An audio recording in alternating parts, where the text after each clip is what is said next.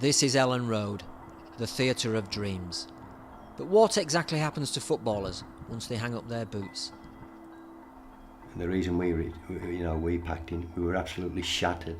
We'd had enough, but we didn't make enough money not to get, because you'd still got a mortgage to pay off. So you had to look for work elsewhere, where today it's completely different. The last day of training at Ellen Road was the day that Allan Clark told me that my contract was expired and he wasn't prepared to renew it. So that was a blow to the system. I got injured quite a bit down at Blackpool, down there. The injuries kind of didn't help the situation, the timings. I was supposed to be going on trial. I was supposed to be playing against Oldham, and we were supposed to have somebody coming to watch us. I was injured for the game before, didn't really get fit for that rest of that season. I was injured at the end of the season, and one thing led to another really, and it's, I suppose at that point I didn't realise that, my career of football would be finished. The stage life of a footballer comes in two acts. The first is full of drama and excitement, and the second holds all the tragedy and despair. Moves centre stage, Mr. Mark Azelwood. But no matter how good you were as a player, you get old and that's life. It's God's way of telling you to pack it in or play on at Bradford City. One day you're a promising 18-year-old, making your debut in front of a large crowd, and the next, over the hill, crippled by doubt and knee injuries, with no pace and failing mental agility. The outcome is you're traded in for a faster, fitter model. Yet how many players, how many great players, prepare for that day?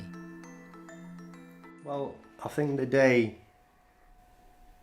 came when I was going to hang my boots up. I always fancied having a go in management, and I can remember I went on a coaching course. Not that I wanted to be a coach, but obviously you get your badges and that, it sort of learns you how to put it over, explain to your players and what have you. So I got a coaching badges, and then I actually went into management in, what year would it be? 78, I think. I went to Barnsley and took over at Barnsley when they were in the 4th Division. So I was prepared for that, and then I had 12 years in management, and I'd had enough of that really, with fighting directors and what have you. So I then went repping for the rest of until I retired at 61.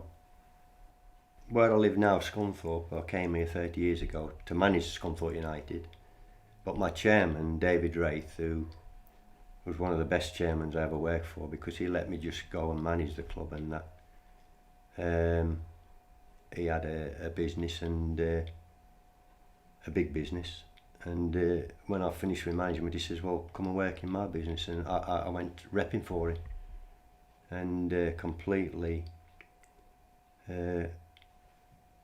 didn't come natural to me, but I worked at it, and I can remember David saying, and then I had a spell with him, and then I actually went back to manage Barnes in my second spell. That was the first, because we left Scunthorpe United because David had sold his business and he was going down to London. He was part of Godfrey Davis Group and what have you. So I had to leave, and anyway, cut a long story short, the ones who were going to take over, they asked David if he'd leave, and he says, Alan always said he would leave if you did. So I says, well, we don't stay, we're not wanted. So I went and worked in his business, and then I went back to Barnsley. But when I went back to Barnsley to manage for the second spell, he says, I've actually lost my best representative, because I could ring someone up. He was in porter cabins where he sold them or eyed them out, and he says I could get into some where another rep couldn't get in. I used to go around all power stations, big construction companies, where I'd supply them where they got an outage on a power station. Might be for 6 months, it could be for 2 years. But that company where I got in, and they'd buy like what we call consumables off us, like hard hats, overalls, welding rods. So I used to deliver, I take an order and I used to deliver it to the power stations. I went to all the power stations all over the UK.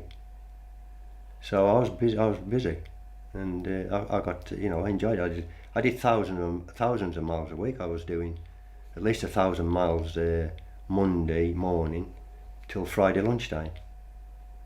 And it's a bit hectic, like driving up and down the country, particularly in the UK, like, because there's always traffic jams and what have you.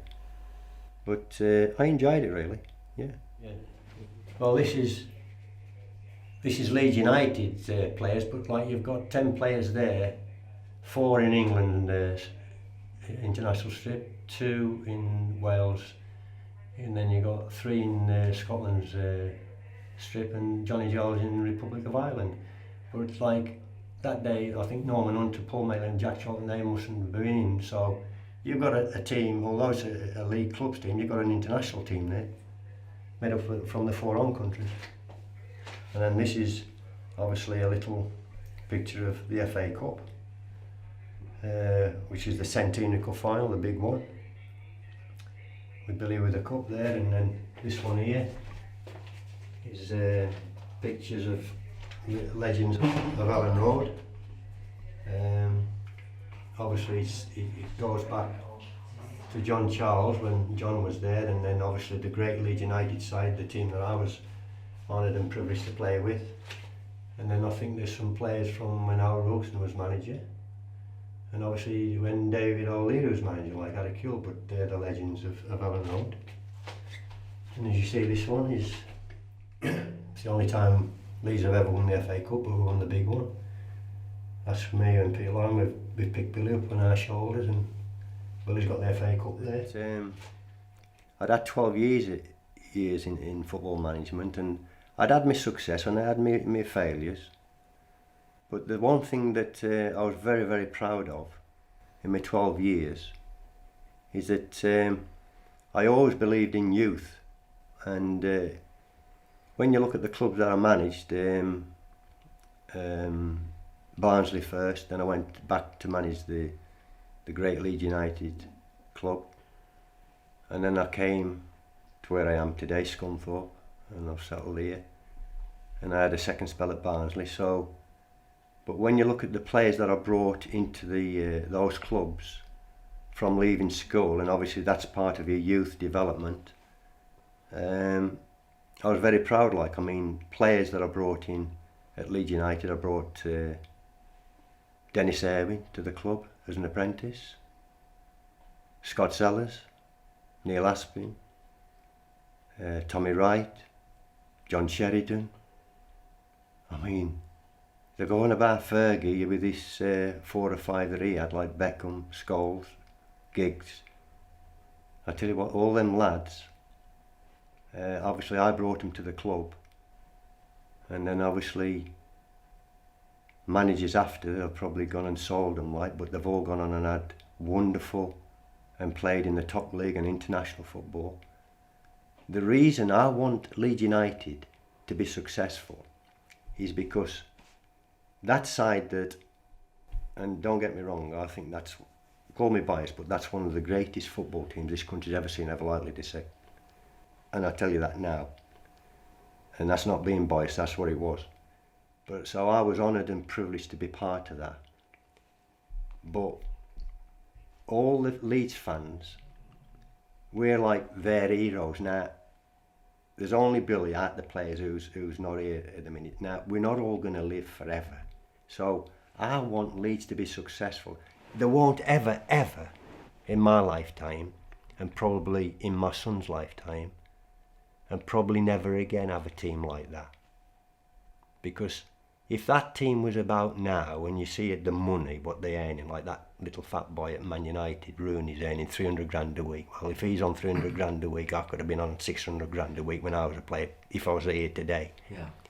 But that team that I was part of, Leeds United, as it is now, couldn't afford the wages just for that team. That is my debut, which is the number one thing on anybody's list of things to do if they want to be a professional footballer is they want to play for the first team of a team they've supported pretty much all their life.